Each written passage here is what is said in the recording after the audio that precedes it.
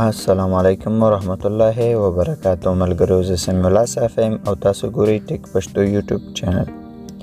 په نننۍ ویډیو کې لکه څنګه چې تاسو د ویډیو په تمنیل کې وکتل چې د کورنۍ فورم ډاونلوډ کولو طریقه، همداسې د انفرادي فورم، د زیږون کارت فورم، همداسې د مصنف فورم، هم د زیږون کارت انفرادي فورم او کورنۍ فورم، او دغه ټول فورمونه څنګه کولی شو چې را ډاونلوډ کړو، له کومه ځای څخه یې را ډاونلوډ کړو.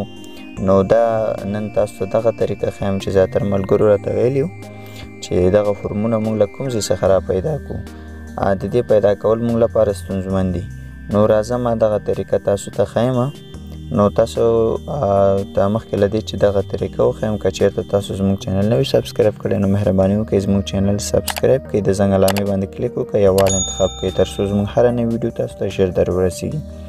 نو راځم د طریقې په طرف. نو تاسو به راشئ او په خپل موبایل کې یو براوزر خلاص کړئ.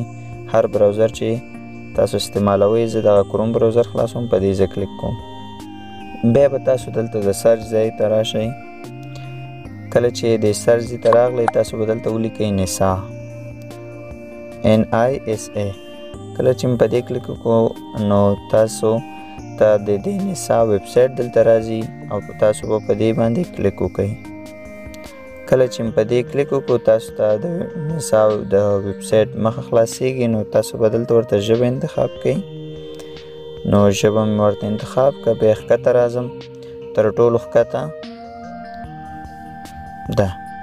دلته تاسو کتلی شئ ګرانه کتونکو چې دلته موږ سره لومړی چې د الکترونیکي تذکرې انفرادي فورمه ده، دوهم موږ سره د الکترونیکي تذکرې کورنۍ فورمه ده، او دریم موږ سره د زیږون کارت انفرادي فورم دی، او څلورم د زیږون کارت کورنۍ فورم، د نوي تذکرې د اخیستلو فورم، د مثنې تذکرې اخیستلو فورم، د ماشومانو د زیږون کارت ثبت نام دی، د عمر اصلاح فورم دی، د ځای بدلولو فورم دی، د مړینې پارچه اخیستلو فورم دی، د غیر حضوري خدماتو فورم دی. نو دغه ټول فورمونه موږ سره دلته موجود دي.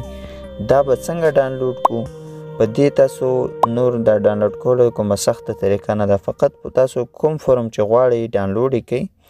مثلا زه غواړم د ځای بدلولو فورم ډاونلوډ کوم. په دې تاسو کلیک وکړئ او دا کیپ کلیک کړئ. نو دا تاسو سره ډاونلوډ شروع کېږي، تاسو کتلی شئ، او دا ډایرکټ اوس تاسو په مخ خلاصیږي هر فورم چې ډاونلوډ شو. دلته وګورئ دا فورم موږ سره خلاص شو. نو په همدې ډول هر فورم چې تاسو غواړئ ډاونلوډ یې کړئ، نو له دې ځای څخه یې را ډاونلوډ کولی شئ. فقط په دې تاسو کلیک وکړئ، تاسو سره دغه فورم ډاونلوډ کېږي.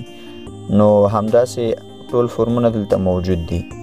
نو مثلا که تاسو غواړئ د الکترونیکي تذکرې فورم انفرادي فورم، مثلا زه غواړم ډاونلوډ کوم، په دې هم کلیک کوم او ډاونلوډ اګین ورته وایم او کیپ، ځکه دا ما مخکې ډاونلوډ کړی و. دلته وګورئ دا هم موږ سره ډایرکټ ډاونلوډ شو.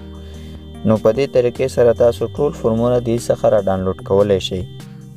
او بیا تاسو که غواړئ چې خپل کار څنګه مخکې کوئ، نو همدغسې فورمونه له دې څخه ډاونلوډ کړئ او نور کار خپل ځان ته په اسانۍ سره مخکې کړئ. نو ډېر اسان او ساده طریقه ده دغه فورمونو ډاونلوډ کولو چې ما تاسو ته په نننۍ ویډیو کې وښوده. که بیا هم تاسو چېرته کوم ستونزه، پوښتنه، مشکل لرئ، نو موږ ته د کمنټ په برخه کې ووایاست. نو موږ به تاسو ته په 40 ساعتو کې دننه د هغې ځواب حتما وایو، د هغې حل لاره. نو د داسې ښایسته ویډیوګانو لپاره حتما زموږ چینل سبسکرایب کړئ، د زنګ علامې باندې کلیک وکړئ، اول انتخاب کړئ، او هیرې دې نه وي چې زموږ فیسبوک پیج هم د ټیک پښتو په نوم دی، هغه هم ځان سره فالو او لایک کړئ. نو زموږ نننۍ ویډیو همدومره وه. تر بلې ویډیو چې بیا هم ستاسو په چوپړ کې حاضر کېږم، ما ته اجازت راکړئ. د الله په امان.